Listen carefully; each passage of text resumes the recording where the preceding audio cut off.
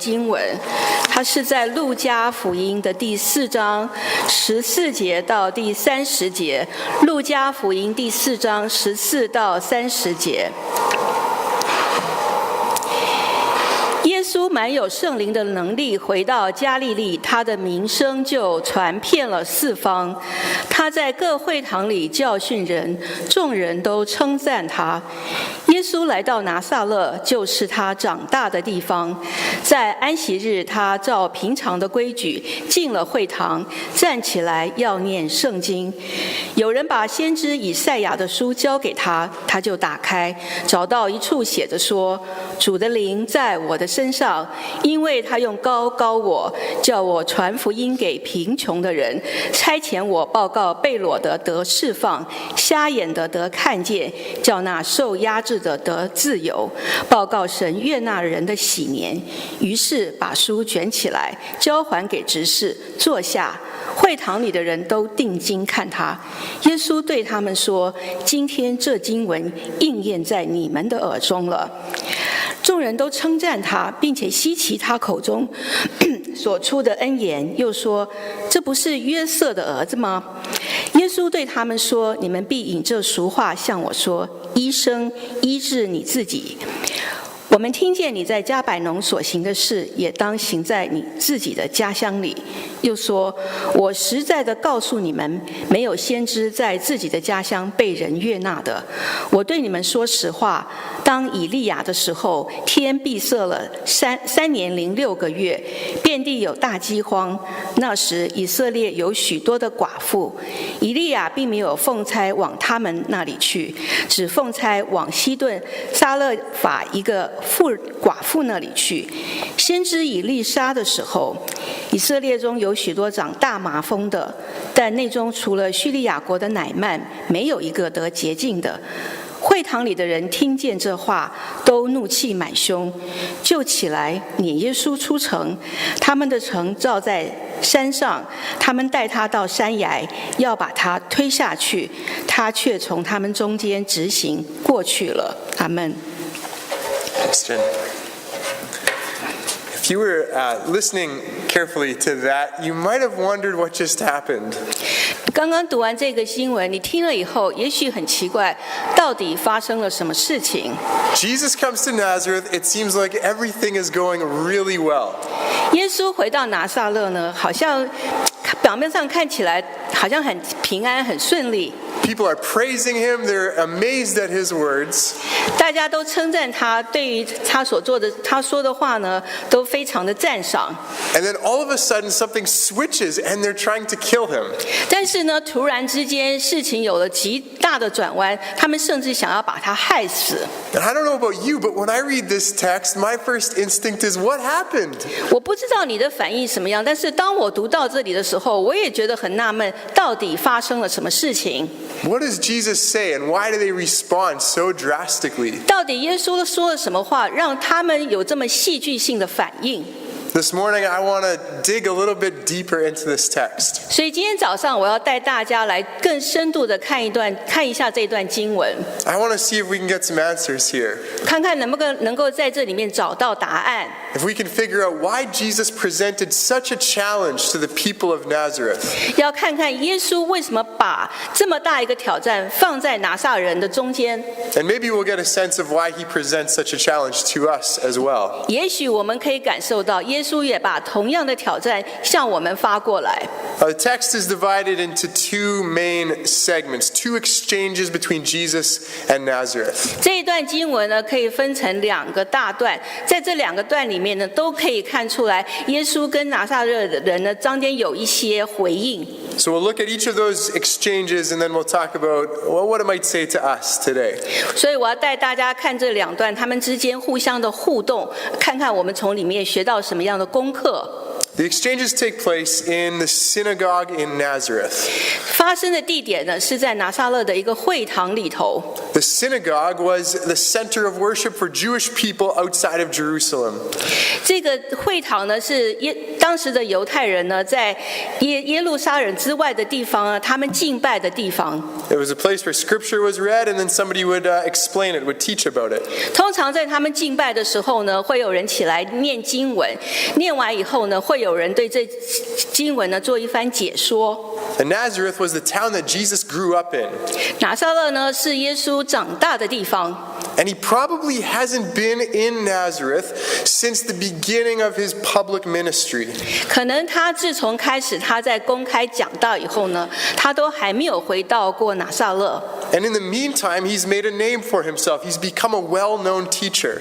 但是在这一段时间呢，借着他在公开的讲道，耶稣让他自己成为一个很有名、大家都认识的这么一个传道人。So I think that morning in Nazareth was a homecoming. 我想对拿撒勒人来讲呢，耶稣的出现就好像耶稣衣锦还乡一样。It was the small town prodigy who leaves home, becomes famous, and then comes back. 就好像在一个小地方长大的这么一个小神童呢，离开家到了外面呢，然后他有名了，今天呢回到自己的家乡来。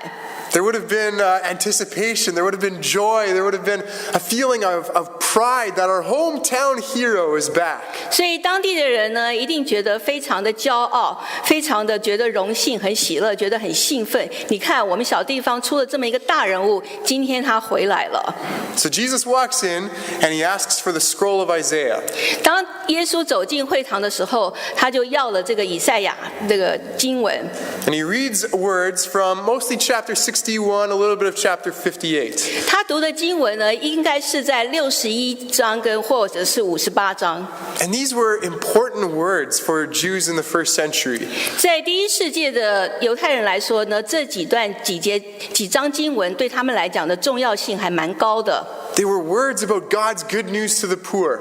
讲到的是神要把他的好福音呢给贫穷的人， About God bringing freedom to the oppressed and to the prisoners. 把这个好的福音呢给那些受压制的人，给那些受裸的人， About giving sight to the blind. 要让那些瞎眼的人能够重新见到光明。 They were words about the year of the Lord's favor. 讲到说神悦纳人的喜年， They were words that evoked this hope in Israel that God would bring about their freedom. 讲到说这段经文让犹太人能够再一次感到神呢要把他的恩典呢，他的福气呢带给他们， That God would allow his people to experience liberty and life. 让神呢会把自由跟释放呢带给他们。 Jesus reads these words and he's just kind of stoking these hopes and these longings. 当耶稣读这些经文的时候呢，就再一次把这样的盼望、这样的希望呢，重新的灌注到他们里面。 And then he sits down 然后他坐下， and everybody is quiet. 当时的气面非常非常的安静， You could have heard a pin drop. 如果有根针掉在地上，都可以听见。 And then Jesus speaks. So it may have been one of the shortest sermons of all time. 然后耶稣说了几句话，这个呢可能是他讲过最短的一篇讲道。 It comes in at 8 or 9 words. Today this scripture is fulfilled in your hearing. 他讲的不过就几个字说，今天这个经文要应验在你们的耳朵里。 I know what some of you are thinking. 也许我知道你们现在心里在想什么。 You're thinking that your pastors could learn something from this. 我想说，我们的牧师呢，自己应该先学到一点东西。 If 8 words is good enough for Jesus, why not for us pastors? 如果这些话呢，对耶稣来讲有这么大的重要性，那么应该对牧师应该也是一样的。 Well, in this case, this is all Jesus needed to say, apparently. 但是呢，对耶稣来讲，他这个场合，他唯一想要讲的就是这么短短的一句话。 That in him, all these deep longings were coming to fulfillment right here today in the synagogue of Nazareth. 但是对他来讲，所有这些这么长久以来想要渴望神、渴望那种自由，就在这个会堂里面。 And the people believed Jesus. 当时的人都很相信耶稣， They believe that this is coming true. They've heard about Jesus. Now they've seen him. They believe that he's the one who's going to do it. 因为他知道在这之前他们已经听说过耶稣，他们已经知道他是谁，现在他就在他们眼前。 But there's another layer to this. 但是呢，所有这一切呢，还有更深一层的意义。 Because for the people of Nazareth, I'm convinced there's another reason why they are so pleased. 但是我很相信，对拿撒勒的人来讲呢，为什么他们当时呢会这么期待、这么高兴？一定还有另外的理由。 It's that the guy who's going to do this is one of their own. 因为要散发神的恩赐的这一个人呢，是从他们这里走出去的。 Do you know what that means? 你知道那个意义在哪吗？ They have the ultimate connection. They are insiders. 因为对他们来讲，现在就表示说，因为跟他的这一层关系，他们好像这个小圈里面的人，因为他们有这个门路。 Jesus is from them. So if he's coming to bring blessing to Israel, they're going to be first. 因为知道说，因为耶稣如果是来要把上帝的福气带给以色列人的话，那么我们借着我们跟他这个关系，那我们是不是更要大大的受惠呢？ They're going to benefit more than anybody else. That's what they're thinking, I guarantee you. 因为他们当时这样的想法，我跟你确定，他们心里一定在想，我们一定要比其他的人能够感受到更多更大的福气。 You see, they listened to Jesus, 因为他们听耶稣的话， but I think they only heard what they wanted to hear. 但是他们只想捡他们想听的听。 They heard that they were going to be insiders, that they were going to be first in line because their guy was bringing God's blessing. 因为他们相信耶稣呢，要给他们，要把好的福气带给他们，而且这么长长的队伍呢，他们这个拿撒勒人是排在最前面的，因为耶稣的关系。 And Jesus knows what they're thinking. 耶稣当然知道他们心里想什么， He knows their mindset. 也知道他们的心态在哪里。 And Jesus doesn't just leave them with this impression. 但是耶稣并不想让他们让他们保留对事情的这样的一个印象。 And that's why he pushes the issue. That's why he starts the second exchange without any seeming provocation. 所以这也就是为什么他明明知道他们心里想的这样，但是他还是要把他想要带给他们的信息给他们，也就是为什么有了下面这一段他们之间的互动。 Let's be honest. If a lot of us were Jesus, we would have left it at that. 我们要说一句实话啊，如果当时你是那个时候的耶稣，你可能也想我就到这就好了。 If you speak a message and everybody is so deeply impressed with you, they are wowed by you. 如果你刚刚讲完一篇道，大家呢都那么高兴，听得很舒服，我想就不要再多说什么了。 But you know they didn't really understand it, that they kind of got the wrong idea. 但是你心里也很知道，他们呢没有真正的抓到重点，他们并没有能够掌握那个要诀。 Wouldn't you be tempted to just let them run with it? 也许你会觉得心里有诱惑，就这样吧。 But Jesus didn't. 但是耶稣没有这样做， Because Jesus didn't come to make fans. 因为耶稣来并不是要让很多人成为他的粉丝， He came to make disciples. 他来是要招更多的人做他的门徒。 And it was crucial that disciples understood who Jesus was and what he was about. 但是对耶稣来讲，做他的门徒，你要知道耶稣到底是来干什么，他到底是谁，这一点对耶稣来说是非常重要的。 That's what sets up this second exchange. 这也就是为什么有了第二段他跟拿撒勒人之间的互动。 So Jesus quotes a well-known first century proverb, "Physician, heal yourself." 所以耶稣呢就讲了当时以前的那时候的箴言嘛，就是说医生你要先医治你自己。 Now, I've read this story a lot of times. I've never had any idea what Jesus was talking about. 我以前读了很多次，其实我也搞不清楚到底耶稣要讲的是什么。 What does this proverb mean, and why does Jesus say it? 这句话到底是什么意思？为什么耶稣要在这个时候说这么一句话？ This past week, I was reading what some much smarter people have written about this, and I came across an explanation. 所以我过去一个礼拜呢，我就自己做了一些功课呢，想一想看，多做了一些准备。 This proverb was often used in the first century to say that somebody should not give benefits to other people that they don't give to their own people. 在这句话呢，当时第一世纪的人讲有这么一句俗话呢，就是说，如果你有什么好处要给谁的话呢，你要先给自己的人，而不是先去看给外面的人。A doctor should be able to help himself. 做医生的嘛，当然先把自己先医好了。In some cases, he should be able to treat himself. That goes with the knowledge of being a doctor. 当然你要先把你自己先医好，因为你做医生，你自己知道怎么样把自己弄好。Someone from Nazareth should benefit Nazareth. Somebody from Nazareth should take care of Nazareth. 如果你是拿撒勒人的话，你当然要先管拿撒人的人，先把拿撒勒弄好，让好的东西呢，当然先给自己人嘛。And this was in line with a way of thinking in that society. 这也就是当初社会上一个非常普遍的一种想法跟心态。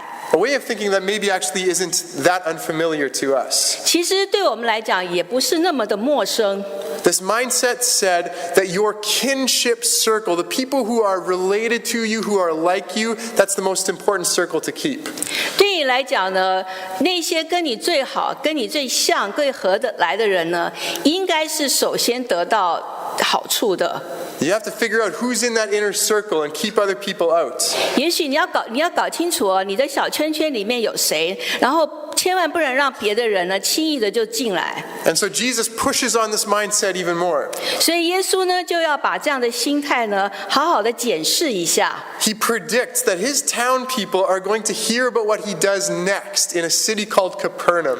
因为他知道他的这个本乡的人呢，很快就会知道他接下来要到加百农所做的事情。And they're going to become jealous because he didn't do it here in Nazareth. 因为呢，等他们发现以后呢，他们本乡的拿撒勒人呢，就会非常的嫉妒，因为他们觉得说，哎，你怎么跑到别人家去做这么多好事，可是却没有做在我们本乡人的身上。Jesus again knows how they think these are his people. 因为呢，耶稣对他自己的子民呢是非常了解的。But this way of thinking needed correcting and needed challenging. 但是这种心态呢，是需要被挑战，而且需要被纠正过来的。So Jesus brings up some stories from Israel's history. 所以呢，耶稣就带出一些以色列以前历史上发生过的一些事情呢，把它讲出来。He says, remember Elijah and Elisha, two very confusingly similar named people. 但耶稣就提到以前的两位先知，一个叫以利亚，一个叫以利沙。Elijah was sent to a Gentile widow. 以利亚那个时候呢，就被差派到一个外邦人的寡妇那里去。A non-Israelite, somebody way outside his inner circle. 他去的这个寡妇家里呢，这个人呢，也不是以色列人，而且离得还挺远的。Elisha was sent to a Gentile man with leprosy, again way out of his inner circle. 然后以利沙被差遣的去的是一个长了大麻风的人那里去，这个人呢也不是以色列人，也挺远的。Jesus is reminding them that prophets are sent to the margins. 提醒他们，以前的两位先知都被差派到去照顾那些在边缘的人。Prophets are not sent to comfort the insiders. They are sent to confront the insiders with their complacency, with their sense of entitlement.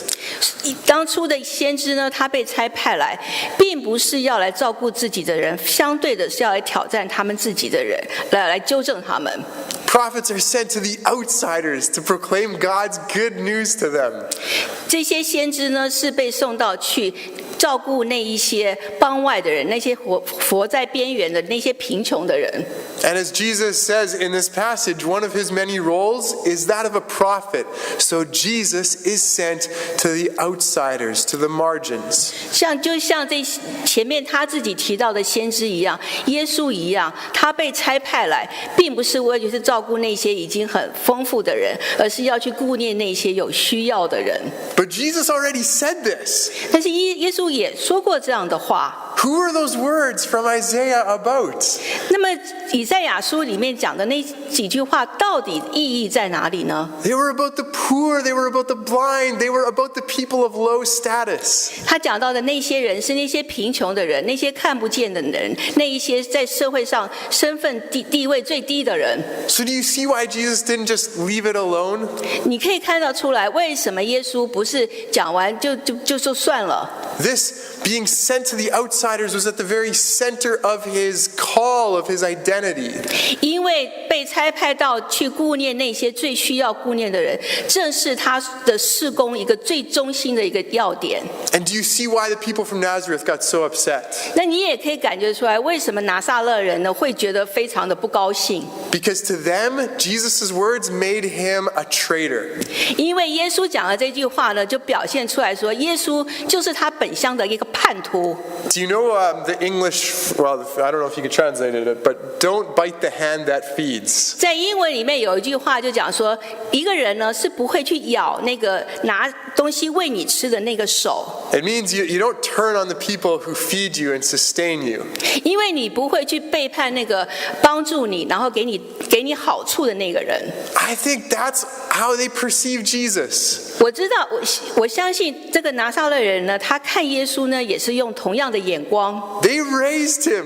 Now he's becoming this incredibly important person, and he's neglecting his responsibility to 因为 them. 耶稣是从他这里出去的，他们才是养大他、照顾他的人。现在他在外面有名，又回来了，却不把好处先给他们，他们当然心里不乐意。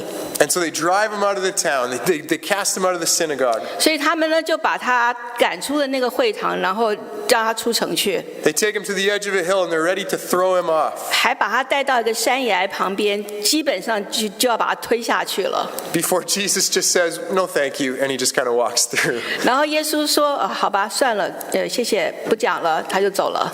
At the center of this text 在所有这一段经文里面的最中心， is attention. 是一个很紧张的气氛。 Attention that is repeated many times in history. 这种紧张的气氛呢，在历史上出现过很多次。 Attention between a group of insiders 这个紧张的气氛的两边，一边是在中心上层最那圈小圈圈的人， and somebody who will not bow to their agenda. 但是也有一个人呢，是他不愿意屈服在这个小圈圈的人的势力之下。 Somebody who is resolutely determined to go to the outsiders. 因为这个人已经立好心志，他就是要去照顾那些在外面的人。 When I think about this exchange, this interaction between Jesus and Nazareth, there's a few implications that at least occur to me for us today. 当我想到耶稣跟拿撒勒人这之间的这种互动、这种冲突，让我想到几点，至少对我来说，我想要跟大家分享的。 The first is that we need to be careful about selective hearing. 就是我们要很小心哦。我常常呢，我们都会只想要去听我们想要听的。 How often do we hear only what we want to hear from God and ignore the rest? 我们有多么长哦，就是做一件事情，就是我们听的我们只想要听的那部分，然后其他的呢，我们就忽略不顾。 I know for a lot of people around my age, Jesus' words, "do not judge," are our favorite words in the Bible. 因为我知道，至少对我们来说呢，圣经里面耶稣的话就是我们不要去论断别人。 I see them quoted all the time. 这种话常常都被拿出来讲。 It gives us permission to do whatever we want to do. Nobody can proclaim anything right or wrong because Jesus said, "Don't judge." 所以呢，我们常常觉得我们爱怎么样就怎么样，想做什么就做什么，因为耶稣说啦，你都不要去论断别人，所以别人也不会来论断我。 And we conveniently forget all kinds of other things that Jesus said in the same sermon. 但是呢，我们很方便的就忘记一些其实耶稣同样在他的教导里面也很重视的事情。 Things like be perfect as your heavenly Father is perfect. 要做一个完全的人，因为我们在天上的父也是完全的。 We often only hear God saying what we want to hear because it makes us comfortable. It sets us at ease. 因为我们常常呢就要选择去听我们想要听的那部分，因为我们这样做的时候呢，让我们觉得很舒服，让我们觉得很自在。 And the people of Nazareth only heard what they wanted to hear, that Jesus had come to bless them. 因为当时的拿撒勒人呢，也同样的，他们只想听他们想要听的那部分，就是耶稣来呢，就是要把好福气呢带给他们。 That's an insider mentality. 这就是你如果在小圈圈里面的话，你心态常常是这样子的。 But if you want to be a disciple of Jesus, 但是如果你想要做耶稣的门徒的话， then you've got to be willing to hear the whole word. 你就要做好准备，你要接受耶稣他那完整的福音，他的讲道。Jesus has to be able to challenge you. He has to be able to confront you.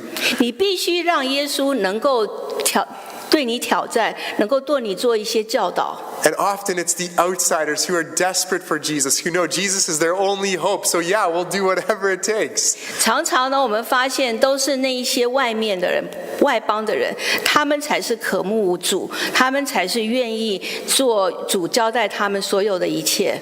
So I think that's the first implication, that if we want to be disciples of Jesus, we have to be very careful about selective hearing. 所以我要讲的第一个我的回应呢，就是我们要很小心，我们是不是只想听我们想要听的？如果我们想真正做耶稣的门徒的话。The second implication follows from that, which is that really Jesus came for the outsiders.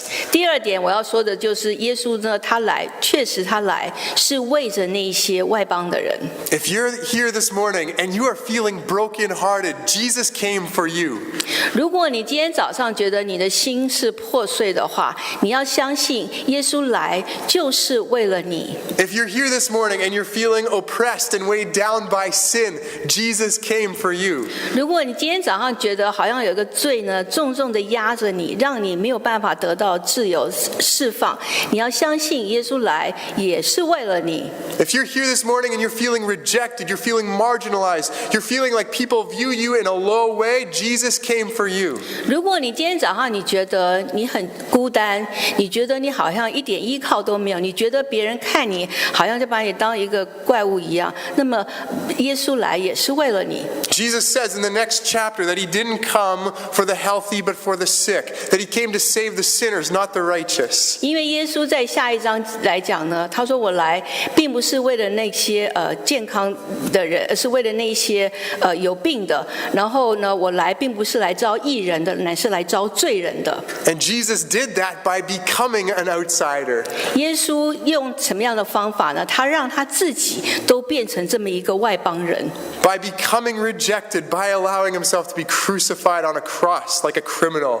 他让他自己成为这样的一个外邦人，让他自己被人家评论，让他自己被别人迫害，甚至把他钉死在十字架上头。So if you're an outsider this morning, there is really, really good news for you in the words of Jesus in Nazareth. 所以呢，如果你今天早上觉得你好像就是那一个在外面老是得不到的人，所以你千万心里要有一个确认，耶稣那位拿撒勒人的耶稣是为你而来的。But then the third implication brings up the question I think a lot of us are probably asking. 第三个我要讲的呢，就是一个问题，我相信你们自己心里可能也在问这样的问题。What about the insiders? 那么在那个里头的那些人呢？ What about people who are well connected, who are highly regarded in earthly ways of thinking? 那一些我们认为他有最好的资源，有最好的关系，然后所有的一切，在从人的世上的眼光来讲，都是那么的富足的人。What about people who are successful and wealthy, whose lives seem to have it all together? 看看那一些我们所谓的很成功的什么人生胜利组啊，那一些那样的人，他们是怎么样的？ If Jesus came for outsiders, then what hope is there for insiders? What news is there for them? 这就说啦，如果耶稣讲了半天，耶稣都是为了那些外邦人的话，那么在这些所谓的成功的人，那么耶稣对他们来讲，这些有钱的人又代表什么意义呢？ Well, there is good news, but it's not what you might think. 有是对他们来讲也有一个好的福音，但是跟你心里想的是不一样的。Jesus speaks to a group of Christians who are of high status in the city of Laodicea. 因为耶稣在老底家吧，应该是老底家，跟一些就是当时很成功的人对他们说话。And he says to them, you say, I am rich, I am wealthy, I don't need anything. 因为你们说啦，我很有钱啊，我什么都有，我什么都不需要了。But you don't know that you are wretched and pitiful and poor and blind and naked. 但是你们并不晓得，其实呢，你们是真正的是很贫穷、很扭曲的，而且是真的很赤裸的，是很值得别人，是很悲哀的。Listen, if I believe that my insider status entitles me to God's favor, 如果你觉得你有所有这一些很成功的要件，是这一些东西让你在神的面前有资格再得到更多的福气。If I think that all my good deeds, all the money I give to the church, all the good reputation I've built up, if I think that means that God owes me, 如果你觉得所有你做的好事，所有你在教会里面的服事，所有你奉献的金钱，是这一些让你在神的面前是神欠你的，所以他要把福气给你。then I'm the guy who tries to throw Jesus off a cliff. 那么我就是那一个准备把耶稣推下山崖的那个人。I'm Nazareth. That's where that mindset leads to.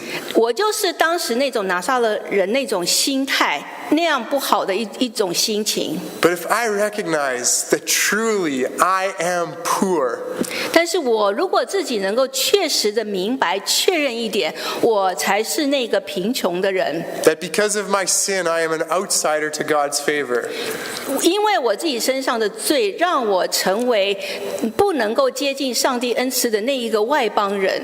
if I recognize that before God I have nothing, no matter what other people say about me, 不管别人对我有什么样的评价，在神的面前，我什么都不是。well then Jesus promises to give me white clothes to wear and salve to put on my eyes so that I can see. Those are his words from Revelation. 在耶稣在启示录里面也说，如果你能够明白这些的话，那么我就是能够给你那个白袍子，能够给你很多福气。Rudyard Kipling, the American author, once spoke to a group of university students. 有一个人，他的名字呢叫做 Kipling， 他有一次呢对一群大学生演讲。And he warned them about making money, position, or glory their life's ambition. 他提到了你们这一辈子呢，因为是毕业典礼的一个那个献词，他就说你这一辈子你们开始呢可以去展开你的人生，要创造为你们自己创造很多的财富。And he told them, someday you're going to meet a man who cares for none of those things, and then you will know how poor you are.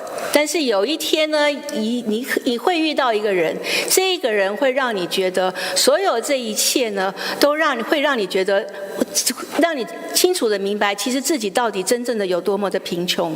I don't know if Kipling met Jesus, 我不知道 Kipling 后来他自己有没有遇到耶稣， but I do know that that's what happens when you do meet Jesus. 但是我知道，如果当你遇到耶稣的话，你会有这样的感悟。But the good news is that Jesus came for people like us. 但是最好的消息对我们来说，就是耶稣他已经为了我们来到我们当中， For outsiders, for sinners, for broken vessels. 为了像我们这种罪人，然后破碎的人，这些外邦人。